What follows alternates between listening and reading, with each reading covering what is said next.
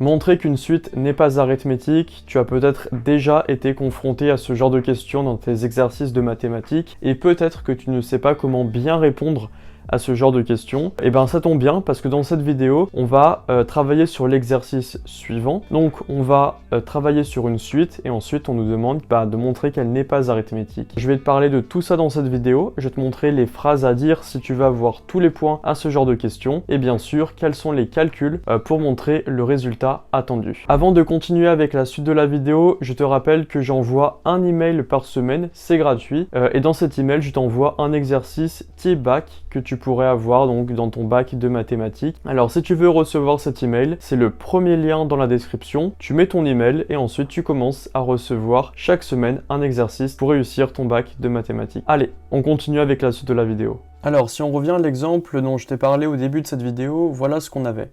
Soit la suite Vn définie par Vn égale 4n moins n carré pour tout entier naturel n plus grand ou égal à 0, montrer que la suite n'est pas arithmétique. Donc voilà l'exemple d'une question que tu pourrais avoir, donc une question finalement très simple, on te donne une suite et on te dit « montre qu'elle n'est pas arithmétique ». Donc là ce qui est assez facile c'est qu'on voit que on te dit qu'elle n'est pas arithmétique, donc toi du coup tu vas savoir quelle technique il faut utiliser pour montrer qu'elle n'est pas arithmétique. Parfois on peut te poser aussi la question, est-ce que la suite est arithmétique ou non? Donc en général quand on te pose cette question c'est qu'elle n'est pas arithmétique et donc tu peux utiliser la même technique dont on a parlé, dont je vais parler en tout cas dans cette vidéo. Alors comment on fait pour répondre à cette question? Alors voilà le début de réponse, en fait on va avoir toute la réponse qui va s'afficher ici, une réponse typique que tu pourrais apporter dans ton sujet de bac de mathématiques pour avoir tous les points. Alors là je t'ai fait un petit code couleur, les phrases qui seront en rouge, ce sera les phrases à apprendre par cœur, c'est-à-dire que celles que tu vas devoir dire à chaque fois dans ta réponse, peu importe la question, enfin en tout cas peu importe la suite, pour répondre au genre de questions, montrer qu'une suite n'est pas arithmétique. En bleu, les phrases qui vont du coup être spécifiques à l'exercice, spécifiques à la suite qu'on te donne. Et ensuite en vert, tous les calculs, toutes les démonstrations dont tu pourras avoir besoin pour répondre correctement à la question. Donc la première phrase pour ce type de réponse, en tout cas pour montrer qu'une suite n'est pas arithmétique, donc il faut bien écrire que pour montrer qu'une suite n'est pas arithmétique, il suffit de calculer les 3 premiers termes de la suite, puis de montrer que V2 moins V1, par exemple pour une suite Vn, est différent de V1 moins V0. Alors pourquoi c'est suffisant? Eh bien on se rappelle que dans une suite arithmétique, pour passer d'un terme à l'autre, on ajoute un nombre, une constante, c'est la raison. Donc c'est-à-dire que pour passer de V0 à V1, je dois faire j'ai en fait V1 égale V0 plus R, par exemple 3, c'est la raison. Pour passer de V1 à V2, pareil, j'ajouterai la même raison si la suite est bien arithmétique. Donc ça veut dire que j'ai V2 égale V1 plus R. Et donc en fait, quand je fais ce calcul V2 moins V1, c'est comme si en fait j'avais une équation où je voulais retrouver R. Puisque en fait, j'ai au début V2 égale V1 plus R. Quand je passe le V1 de l'autre côté, j'ai V2 moins V1, ce que j'ai ici, égale R. Et donc c'est pareil pour ici. V1 égale V0 plus R. Donc V1 moins V0, je passe le V0 de l'autre côté, égale R.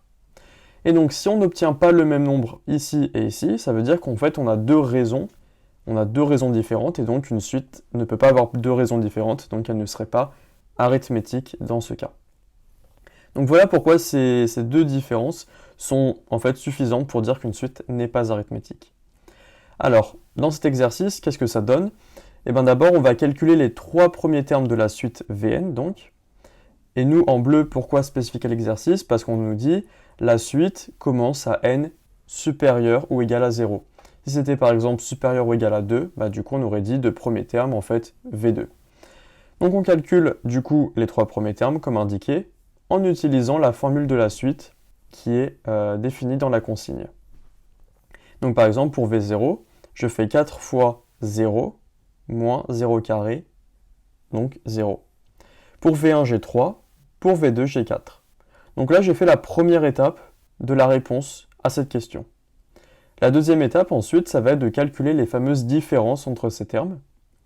Alors là, je vais devoir utiliser une syntaxe un peu particulière, c'est-à-dire qu'il faut que je dise bien on a d'une part et on a d'autre part, ou en tout cas et d'autre part ici, parce que je ne peux pas dire tout de suite V2 moins V1 est différent de V1 moins V0, et donc quand je remplace en chiffres, ça donne ça.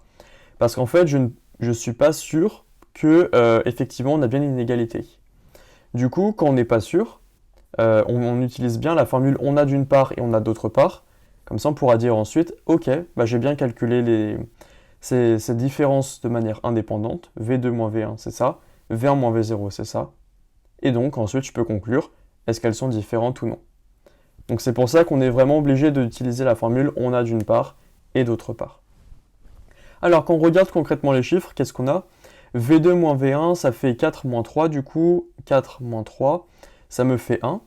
Donc, si j'utilise encore le terme de raison, ça voudrait dire que V2, c'est égal à V1 plus 1. Effectivement, 4, c'est égal à 3 plus 1. Donc ici, on a l'impression que la raison, c'est 1.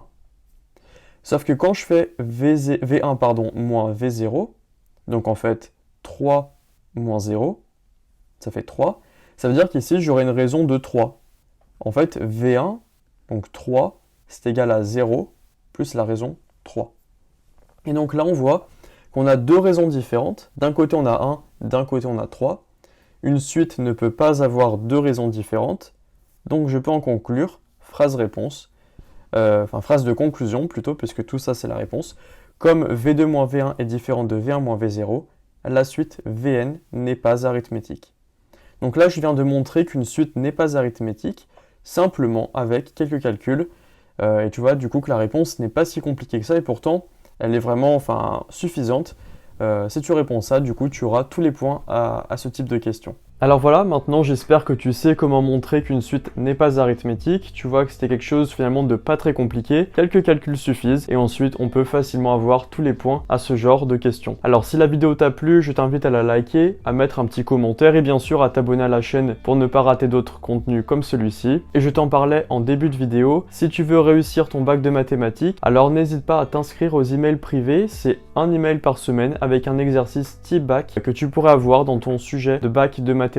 Et donc pour t'inscrire, il suffit de laisser ton adresse mail dans le premier lien de la description et ensuite tu commenceras à recevoir les emails chaque semaine. Alors voilà, moi je te dis à très vite dans les emails ou alors dans une prochaine vidéo.